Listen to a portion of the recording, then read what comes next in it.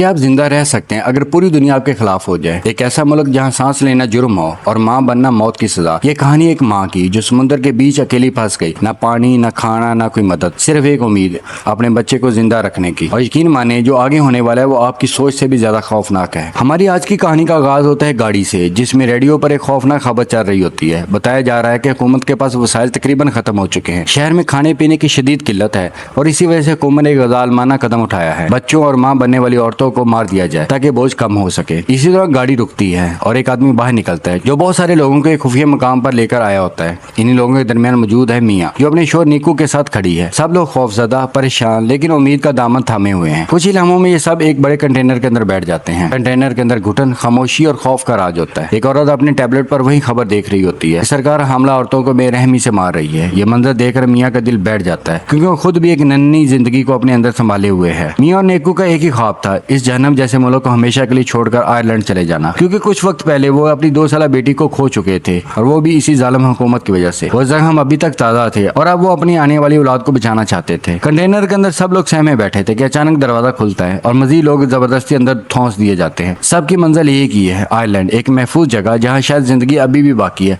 लेकिन एक कंटेनर के अंदर सांस लेना मुश्किल होता जा रहा था। बाहर खड़ा एक मुसल्ला आदमी गुस्से से चीखता है, आधे लोग बाहर निकल आओ, दूसरा कंटेनर आ रहा है। इसी अफरा तफरी में नीकू को भी हजूम से खींचकर बाहर निकाल लिया जाता है। मियाँ का दिल जोर जोर से धड़कने लगता है। वो कंटेनर के एक छोटे से सुराख से झांक कर देखती है और जो मंजर वो देखती है वो इसकी रूह तक हिला देता है। नीकू को 107 नंबर वाले कंटेनर की तरफ ले जाया जा रहा था। जाते जाते नीकू ने फोन पर धीमी आवाज में कहा, फिक्र मत करो, हम एक ही मंजिल की तरफ जा रहे हैं, बस तुम अपना और हमारे बच्चे का ख्याल रखना और किसी पर भी भरोसा मत करना। ये इसके आखिरी अल्फाज थे और फिर मियाँ का कंटेनर हरकत में आ गया। रास्ते में जो इसने देखा वो किसी डरावने ख्वाब से कम नहीं था। बाहर गवर्नमेंट की पुलिस औरतों को इकट्ठा कर रही थी, खासतौर पर जो मां बनने वाली थी, और बेरहमी से इन्हें गोलियां मार रही थी। हर चीख, हर मंजर मियाँ के दिल को ची रहा था। कुछ देर बाद कंटेनर अचानक रुक जाता है। मियाँ सुराग से देखते हैं कि पुलिस अफसरान ने तलाशी के लिए से रोक लिया है। कंटेनर का दरवाजा खोला जाता है, मगर अंदर सब खाली था, क्योंकि तमाम लोग एक खुफिया सीक्रेट रूम में छुप चुके थे। अफसर को शक होता है, वो एक गोली चलाता है और आवाज से समझ जाता है कि अंदर खाली जगह है। फिर वो चीख कर कहता है, खुद बाहर आ जाओ वरना एक एक को मार दिया जाएगा। ये सुनते ही मियाँ डब्बों के ऊपर चढ़कर खुद को छुपा लेती है, लेकिन इसी लम्हे एक डरी हुई लड़की जान बचाने की कोशिश में दरवाजा खोल देती है। जैसे ही वो बाहर निकलती है एक गोली चलती है और वो वहीं ढेर हो जाती है। फिर शुरू होता है मौत का खेल। एक एक करके सबको बाहर निकाला जाता है और गोलियां मारकर खत्म कर दिया जाता है। सब मर जाते हैं। ऑफिसर हुक्म देता है, लाशों को ठिकाने लगाओ, कंटेनर साफ करो और इसे शिप में भेज दो। ऑफिसर के आदमी फौरन काम पर लग जाते हैं। ऊपर छुपी हुई मियाँ अब आहिस्ता से नीचे उतरती है। इसके हाथ कांप रहे होते हैं। वो फौरन नीकू को फोन करने की कोशिश करती है, लेकिन फोन बंद आ रहा होता है। ये लम्हा इसके लिए सबसे बड़ा डर बन जाता है। परेशानी में वो इर्द गिर्द पड़ा सामान देखती है, मरे हुए लोगों की चीजें। इसे एक ड्रिल मशीन, चाकू, लेटर और कई जरूरी चीजें मिलती हैं। वो जानती थी कि अब यही इसका सहारा है। कुछ ही देर में इसका कंटेनर शिप में लोड कर दिया जाता है। रात हो चुकी थी और अचानक समुद्र में जबरदस्त तूफान आ जाता है। लहरें उठती हैं और कंटेनर जोर जोर से हिलने लगता है। मियाँ चीख चीख कर मदद मांगती है, लेकिन सुनने वाला कौन था। एक जोरदार झटका लगता है और इसका सर एक बॉक्स से टकरा जाता है। वो बेहोश हो जाती है। जब सुबह आंख खुलती है तो मंजर और भी खौफनाक होता है। वो देखती है कि इसका कंटेनर बाकी कंटेनर के साथ समुद्र में डूब रहा है। वो घबरा कर नीकू को कॉल करती है, लेकिन इसका फोन भी अब टूट चुका होता है। चारों तरफ से आवाजें आ रही होती हैं, चीखें, मदद की पुकार। ये सब इन लोगों की आवाजें थी जो दूसरे कंटेनर में कैद थे। मियाँ कांपते हुए सुराग से देखती है और इसकी दुनिया वहीं उजड़ जाती है। 107 नंबर वाला कंटेनर पानी में डूब चुका था, वही कंटेनर जिसमें नीकू था। अपने शोहर को यूं मरता देखकर मियाँ अंदर से मुकम्मल टूट जाती है। वो सोचती है, जब नीकू ही नहीं रहा तो मैं जिंदा रहकर क्या करूंगी, और इसी लम्हे वो खुद को खत्म करने का फैसला करती है। लेकिन जैसे ही ये कदम उठाने लगती है, इसे अपने पेट में पलती हुई जिंदगी का एहसास होता है। वो रुक जाती है। इसके जहन में एक ख्याल गूंजता है, बहुत जल्द मेरा और नीकू का बच्चा इस दुनिया में आने वाला है, और वो अपना फैसला बदल देती है। अगली सुबह इसे एहसास होता है कि कंटेनर में पानी भर रहा है। वो डूब रही है, निकलने की कोशिश करती है, लेकिन नाकाम हो जाती है और अचानक इसकी आंख खुल जाती है। ये सिर्फ एक खौफनाक ख्वाब था। अब वो खुद को संभालती है और कंटेनर में मौजूद बॉक्सेस को चेक करती है। इसे कई प्लास्टिक के बॉक्स मिलते हैं। वो इनका इस्तेमाल करके कंटेनर के सुराख को बंद कर देती है जहाँ से पानी आ रहा था।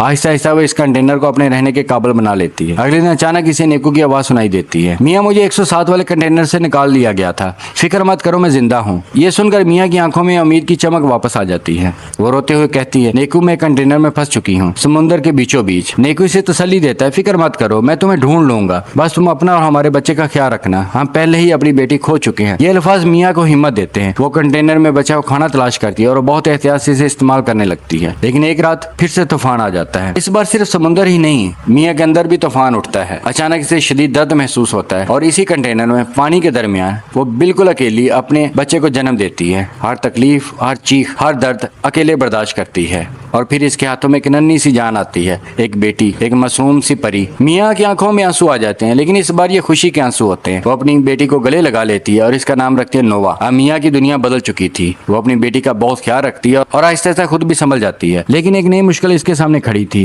खाना खत्म होने वाला था। अब इसके जहन में सिर्फ एक सवाल गूंज रहा था, आखिर कब तक वो इस कंटेनर में कैद रहकर जिंदा रह पाएगी। तभी मियाँ की नजर सामने पड़ी ड्रिल मशीन पर जाती है। इसके अंदर उम्मीद की एक चिंगारी जागती है। वो फौरन ड्रिल मशीन उठाती है और कंटेनर की छत में रास्ता बनाने की कोशिश शुरू कर देती है। हर वार के साथ इसे लगता है कि आजादी चंद ही लम्हों की दूरी पर है। लेकिन इसी दौरान इसकी नन्ही बेटी नोवा जोर जोर से रोने लगती है। मियाँ फौरन नीचे आती है और इसे गोद में उठाती है, चुप करवाती है और फिर खुद को संभालती है। अगले दिन वो दोबारा पूरी हिम्मत के साथ काम शुरू करती है, मगर किस्मत जैसे इसका साथ छोड़ चुकी हो। ड्रिल मशीन अचानक बंद हो जाती है। गुस्से और बेबसी में मियाँ मशीन को दूर फेंक देती है। इसी लम्हे इसकी नजर एक चाकू पर पड़ती है। वो हिम्मत नहीं हारती, चाकू उठाती है और इसे रास्ता बनाने लगती है। लेकिन कुछ ही देर बाद चाकू भी टूट जाते हैं। अब इसके पास कुछ नहीं बचता है, ना पानी, ना खाना, ना कोई रास्ता। इसकी हालत मजीद बिगड़ने लगती है। जिस्म जवाब देने लगता है। आखिरकार वो बेहोश हो जाती है। बेहोशी की इस हालत में इसे वो अपनी बेटी नजर आती है, जिसे हुकूमत ने इससे छीन लिया था। पास ही से नेको का एहसास होता है, जो नरमी से कह रहा था, मियाँ इसमें तुम्हारी कोई गलती नहीं, तुमने हर मुमकिन कोशिश की।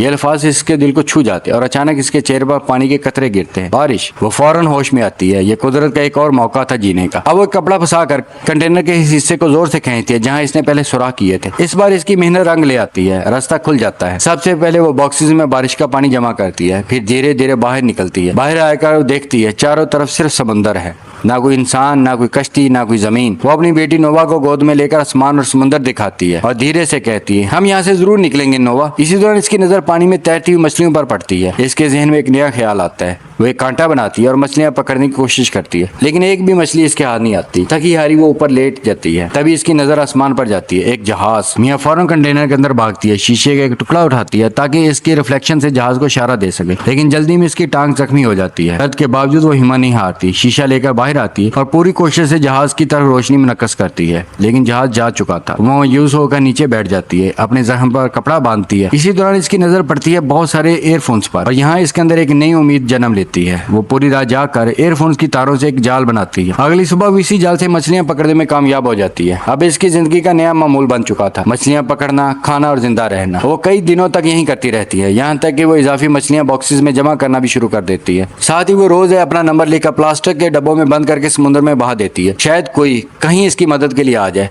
एक रात अचानक इसके फोन पर कॉल आती है। कमजोर आवाज में नेकू कहता है, मियाँ मुझे माफ कर दो, मैं तुम्हें बचा नहीं सका। हमारा कंटेनर पुलिस ने पकड़ लिया है, मुझे गोली लग गई है। ये सुनकर मियाँ की आंखों से आंसू बहने लगते हैं। वो कहते हैं, नेकू हमारी बेटी हुई है, बिल्कुल तुम्हारी तरह। और वो नेकू को अपनी बेटी की आवाज भी सुनाती है, लेकिन अचानक कॉल कट जाती है। मियाँ टूट जाती है, रोते रोते वो कंटेनर के ऊपर ही सो जाती है। ऐसे 32 दिन गुजर जाते हैं। अब वो हार मानने वालों में से नहीं रही थी। वो बचे खुचे बॉक्सेस से एक छोटी सी कश्ती बनाती है और इसमें अपनी बेटी नोवा को सुला देती है। मछलियां जमा करती है और तैयारी करती है। तभी से दूर एक बहरी जहाज नजर आता है। इसके दिल में उम्मीद जागती है, कहीं ना कहीं जमीन करीब है। लेकिन कुछ ही देर में रात हो जाती है और एक बार फिर इसके कंटेनर में पानी भरने लगता है। इसी अफरा तफरी में इसकी बेटी की तस्वीर पानी में गिर जाती है। मियाँ इसे उठाने के लिए आगे बढ़ती है, लेकिन इसका पाँव रस्सी में फंस जाता है और इसी लम्हे ऊपर रखी हुई नोवा की छोटी कश्ती पानी में बह जाती है। मियाँ किसी तरह खुद को आजाद करके बाहर आती है, लेकिन अब नोवा कहीं नजर नहीं आती।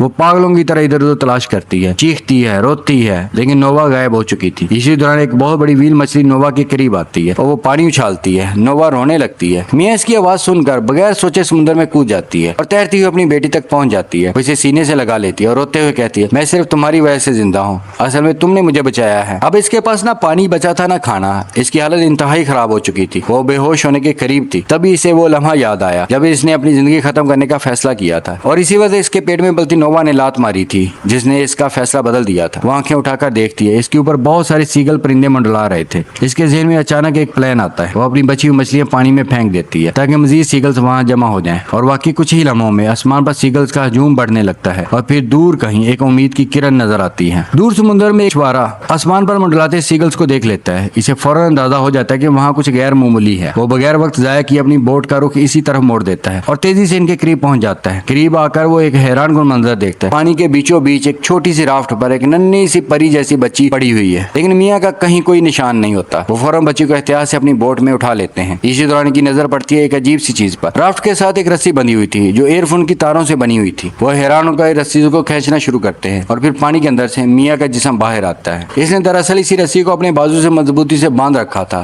ताकि वो अपनी बेटी से कभी जुदा ना हो। वो फौरन मियाँ को भी बोट पर खींच लेते हैं, लेकिन मियाँ बेहोश हो चुकी थी, बिल्कुल बेहोश। वो लोग इसे फौरन CPR देना शुरू करते हैं। एक लम्हा, 2 लम्हे, वक्त जैसे रुक सा जाता है। काफी देर तक कोशिश के बावजूद मियाँ को होश नहीं आता, लेकिन वो हार नहीं मानते, मुसलसल CPR देते हैं। और फिर एक लम्हा ऐसा आता है जब मियाँ के जिस्म में हल्की सी हरकत होती है। असल में इसके फेफड़ों में पानी भर चुका था, इसकी वजह से इसकी सांस की नाली बंद हो गई थी। लेकिन जैसे ही पानी बाहर निकाला जाता है, मियाँ एक बार फिर सांस लेना शुरू कर देती है। ये लम्हा इसकी जिंदगी की वापसी का था। होश में आते ही मियाँ सबसे पहले अपनी बेटी नोवा को ढूंढती है और जैसे इसे देखती है वो इसे अपने सीने से लगा लेती है, जैसे कभी छोड़ना ही ना चाहती हो। अब वो मछुआरे माँ और बेटी दोनों को लेकर अपनी बोट से किनारे की तरफ बढ़ रहे थे और वो किनारा आयरलैंड का था, वही जगह जहाँ मियाँ और नेको हमेशा से जाना चाहते थे। एक ऐसी सरजमीन जहाँ जिंदगी महफूज थी, जहाँ उम्मीद अभी बाकी थी। किनारे पर पहुंचकर मियाँ की आंखों में आंसू आ जाते हैं, लेकिन इस बार ये आंसू गम के नहीं, एक नई जिंदगी के आगाज के थे। वो अपनी बेटी को थामे आने वाले कल के ख्वाब देखती है और दिल ही दिल में नेको को याद करती है। और इसी उम्मीद, इसी दर्द और इसी नई शुरुआत के साथ ये कहानी अपने इंजाम को पहुंचती है। ये कहानी हमें सिखाती है कि इंसान इस वक्त तक नहीं हारता जब तक वो खुद हार ना मान ले। कभी कभी उम्मीद खत्म हो जाती है, रास्ते बंद हो जाते हैं, लेकिन अगर आपके पास जीने की एक वजह हो तो आप नामुमकिन को भी मुमकिन बना सकते हैं। मियाँ ने दुनिया से नहीं, अपनी कमजोरियों से जंग जीती और साबित किया सर्वाइवल सिर्फ ताकत से नहीं, हिम्मत और मकसद से होता है। अगर आपको ये कहानी मुतासर कुन लगी हो तो वीडियो को लाइक करें और चैनल को सब्सक्राइब करें, क्योंकि ऐसी कहानियां सिर्फ इन लोगों के लिए होती हैं जो हार मानना नहीं जानते।